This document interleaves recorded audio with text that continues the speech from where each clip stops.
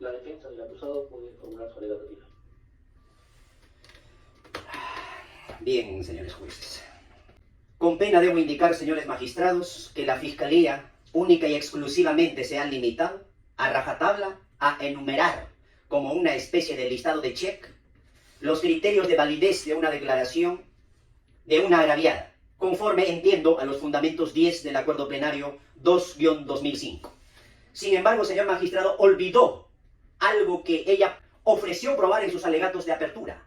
Esto eran los hechos y todas las circunstancias que se contienen en la acusación, y que eran hechos de fecha 15 de octubre de 2022 y 5 hechos más anteriores. Entonces la Fiscalía olvidó de acreditar la propuesta original que tenía de la existencia de estos hechos. Señor magistrado, también debo indicar que prácticamente nos hemos acostumbrado, tanto como abogados defensores, tanto como representantes del Ministerio Público, tanto como los jueces, prácticamente a rajatabla, señor magistrado, en estos tipos de delitos, a verificar única y exclusivamente la concurrencia de la ausencia de incredibilidad subjetiva, la verosimilitud y la persistencia en la incriminación, como si fuera un control de calificación de un alumno. Check, check, check. Concurre, por lo tanto te condeno. Una narrativa con estas características es flatus vocis. Quiere decir que es voz vacía. Nada nos daría, únicamente corroborando la concurrencia de estos presupuestos conforme al Acuerdo Plenario 2-2005, si no se tiene elementos corroboradores de carácter objetivo. Por eso, por ejemplo, la primera Sala Penal de Apelaciones de Arequipa, en el expediente 3971-2018-83, dice que no basta pues que sea persistente, coherente y creíble, pero no hacemos un razonamiento de corroboración mínima de carácter objetivo. Entonces dice, por ejemplo, esta sala, que estamos ante una falacia de petición de principio. ¿Qué significa? Es decir, la imputación fiscal es verdadera porque la agraviada afirma esa imputación. Luego, la declaración de la agraviada es verdadera porque está contenida en la acusación fiscal. Por tanto, la imputación está probada. Eso es lo que ha concluido la Fiscalía en el presente caso. Esto es lo que ha concluido. Entonces, estamos frente a una falacia que nos trae aquí como conclusión la Fiscalía, señor magistrado. Si no existe mínima corroboración periférica respecto a esta declaración única que existe de la agraviada, entonces quedaremos en una falacia. Entonces estaremos continuando esta labor lineal, este razonamiento lineal casi de la mayoría de los jueces que a rajatabla aplican el fundamento 10 del Acuerdo Plenario 2-2005. Entonces salgamos de este paradigma anómalo. Salgamos de esto, señor magistrado, y yo propongo razonar un poco más allá. Si realmente la declaración única de una agraviada es suficiente para quitarle la libertad a una persona, entonces empecemos a analizar, señor magistrados, conforme a lo actuado los medios probatorios en este juicio y conforme a la propuesta que hizo la defensa en sus alegatos de apertura, que estos hechos no existió y que esto obedecería a razones de desavenencias laborales entre mi patrocinado y la madre de la agraviada. Y eso es lo que se ha probado, señor magistrado. Así hemos visto en el presente caso, o hemos escuchado, señor magistrado, a la perito psicóloga que ha evaluado a la menor. Que dicho sea de paso, no trabajó sola, señor magistrado. Como su despacho sabe y los demás jueces sabemos, y la Fiscalía estaba presente en este juicio, esta entrevista única en Cámara Gesell se llevó no solamente ante la fiscal oficial del Ministerio Público, señor magistrado, sino ante una psicóloga de parte. Es decir, lo llevaron tanto la psicóloga de medicina legal como la psicóloga de parte, que estaba presente en la entrevista única y estaba presente también en la evaluación psicológica. ¿Y qué dijo la licenciada, la perito psicóloga que evaluó a la menor agraviada? 26 de diciembre de 2024, minuto 14. Dijo claramente ante todos nosotros que la menor no tiene afectación psicológica. Si bien es cierto, presenta una reacción ansiosa situacional, es por ejemplo por la misma entrevista. A cualquiera le pasa esta reacción ansiosa situacional, incluso cuando uno llega tarde a una audiencia, tiene una reacción aguda. Eso es lo que explicó. Entonces, esta reacción ansiosa no es una afectación psicológica, no es una afectación emocional, cognitiva, conductual. Es por la misma razón de ser entrevistada. Eso explicó. Además dijo en el minuto 14:29, es una niña manipulable. Y frente al contrainterrogatorio, señala que fácilmente pudo haber sido manipulada por su propio padre. Eso es lo que dijo. Aquí estuvo presente la señorita fiscal. También dijo, en el minuto 19 de la misma fecha, la menor tiene problemas de reconocimiento. Esto es textual, señor magistrado. Tiene problemas de reconocimiento anatómico. No reconoció el órgano genital masculino. Entonces, si no reconoce, señor magistrado, el órgano genital masculino, y así afirmó también la perito de parte, concordante con la declaración del perito oficial, entonces estamos frente a una menor que no conoce su cuerpo. Entonces, ¿cómo puede decir qué parte le tocó o con qué le tocó? De ninguna manera, señor magistrado, esta defensa pretende defender a un delincuente, pretende defender a un culpable. No, señor magistrado, una persona tiene que ser juzgado dentro de los parámetros legales, dentro de los parámetros constitucionales y con prueba suficiente. También dijo, señor magistrado, que todos los niños desde los 4 años ya reconocen sus partes, minuto 19:45. Además, en el minuto 21 dijo, los psicólogos no podemos afirmar si estos hechos ocurrieron o no ocurrieron. Dice, la menor presenta indicadores de contaminación, ya que no reconoce las partes y es influenciable. Tal es así que señaló la menor que quien le ha dicho que se llama pene es su mamá. Por eso la psicóloga dice que esta declaración está contaminada. Y en el mismo sentido, señor magistrado, la perito de parte también concluye en ese sentido, que la declaración es manipulada, que está contaminada, que la menor es manipulable. Eso es lo que indicó. En el mismo sentido.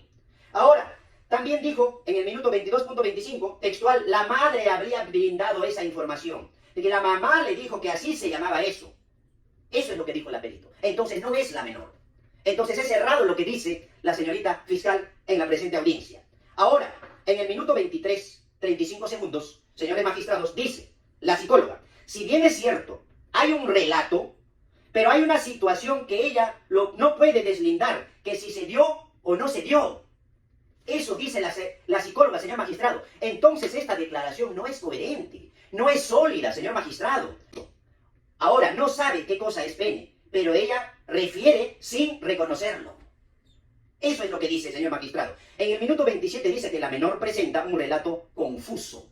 Entonces, si la propia psicóloga de medicina legal dice que el relato es confuso, entonces ¿cómo concluye la señorita fiscal en el presente caso para decir ante su honorable despacho que la declaración o la narración de la menor es coherente, es sólida? Si la persona calificada para decir si es sólida la narración o es coherente la narración o lo detallado en los hechos es la psicóloga. Ahora, también dijo, señor magistrado, frente a la pregunta, ¿por qué entonces recomendaron terapia psicológica? Y la psicóloga dijo, nosotros recomendamos la terapia psicológica porque no reconoce los genitales. Por lo tanto, esto puede peligrar más adelante para ella y por su edad. Además dijo, se recomendó la terapia porque ella tiene problemas parentales. Es decir, tiene indicadores de tener problemas con su papá. Y en el minuto 33:35 dice, la menor en este caso puede estar influenciada. Se le dio cierta información. Por eso hay contaminación. Y podríamos decir que se dejó influenciar por los padres o ajenos que ejerzan miedo. No lo digo yo, señor magistrado. Lo dijo la psicóloga. Lo dijo delante de la fiscalía. Delante de todos los jueces. Entonces, señores magistrados, estamos frente a una narración que no tiene coherencia, no tiene solidez. Y ni siquiera es espontánea. Porque dice que hay contaminación y es manipulable. También hemos escuchado, señor magistrado, a la tía de la menor agraviada, que se supone que es la persona que llegó, ni bien la mamá se enteró de los hechos. ¿Por qué? Porque la tía también trabajaba en el mismo lugar, conjuntamente con su hermana. Recordemos, llegó el día de los supuestos hechos a trabajar y se encontró con una escena, discutiendo a mi patrocinado con la mamá de la agraviada. Se le preguntó varias veces por parte de la fiscalía, ¿qué estaban discutiendo? Ella no escuchó. ¿Escuchó algo de la discusión? No alcanzó a escuchar porque estaba lejos. Ahora, también dijo exactamente, en el minuto 27:20, esta testigo, ¿a qué se refiere usted por tocamientos?, le pregunta la fiscalía. Y dice, la verdad no lo sé, eso es lo que indica el papel, la denuncia que me llegó. Eso es lo que dice. Ella no conoce nada respecto a los hechos. Ahora, en el minuto 27:50 dice, ¿cómo toma conocimiento de estos tocamientos indebidos? No lo sé, señorita. Textual, señor juez. Textual, minuto 27:50. Esta testigo en el minuto 32:35 segundos dice, en la mañana llego a mi trabajo. Ahí me encuentro con la noticia. ¿Cuál es la noticia? No lo sé, solo estaban discutiendo. En el minuto 41 la fiscalía intenta sacar información y dice, ¿le comentó algo su hermana ese día? Dice, no. Más adelante, ¿nada le dijo? No recuerdo. Entonces, le pregunta más adelante, ¿y has conversado algo con tu sobrina ese día? La fiscalía le pregunta. Dice, no. Entonces interviene el juez que dirige el debate. Como pregunta aclaratoria, minuto 46, 30 segundos. El juez pregunta, cuando llegó a la casa del acusado, en algún momento de ese día o ese rato, ¿conversó con su sobrina? Le pregunta el juez. No conversé con mi sobrina. Entonces, señores magistrados, ¿qué aporta este testigo para la tesis fiscal? ¿Qué sabe este testigo que es una prueba de cargo? Nada. Absolutamente nada, señor magistrado. Ahora, señor magistrado, también hemos escuchado la declaración del padre de la menor, el día 14 de noviembre del año 2024. Señores magistrados, y esto sí voy a dejar expresa constancia, que esta declaración no debe valorarse en el presente caso por haberse quebrantado el numeral 4 del artículo 375 y lo voy a fundamentar por qué no debe valorarse esta declaración. En primer orden, señor magistrado, empezó a preguntar la Fiscalía y por 3 objeciones consecutivas, su honorable despacho paralizó este interrogatorio directo de la Fiscalía, porque no pudo preguntar frente a 3 objeciones consecutivas. Entonces, el juez interviene y dice, yo sí voy a preguntar. Y le dice, ¿qué es lo que conoces de los hechos?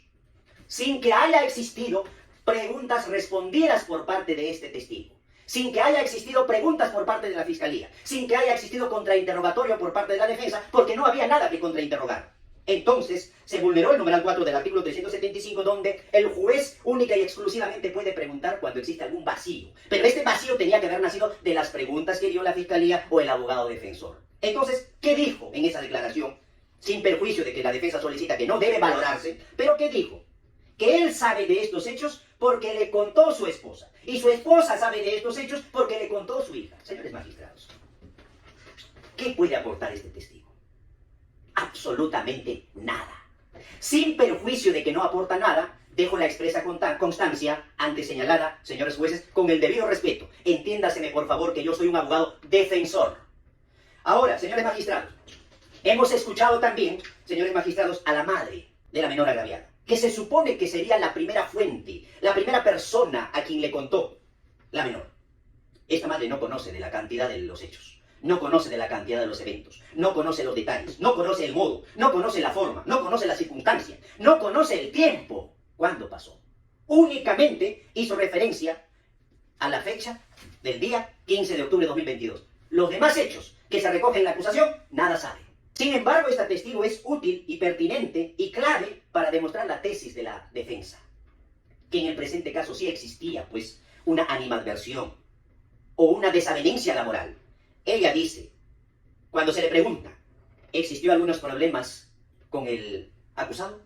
Ella dijo, problemas no, pero sí yo reclamaba por las horas que yo trabajaba. ¿Pero por qué reclamaba por las horas que yo trabajaba? Es que yo hacía más cosas que quién, más cosas que mi hermano. Y eso a mí no me parecía justo. Entonces, señores magistrados, para terminar, dicho de esta manera, estamos dentro de los alcances del numeral 1 del artículo 398, señores magistrados. Que los medios probatorios en el presente caso no son suficientes para establecer la culpabilidad.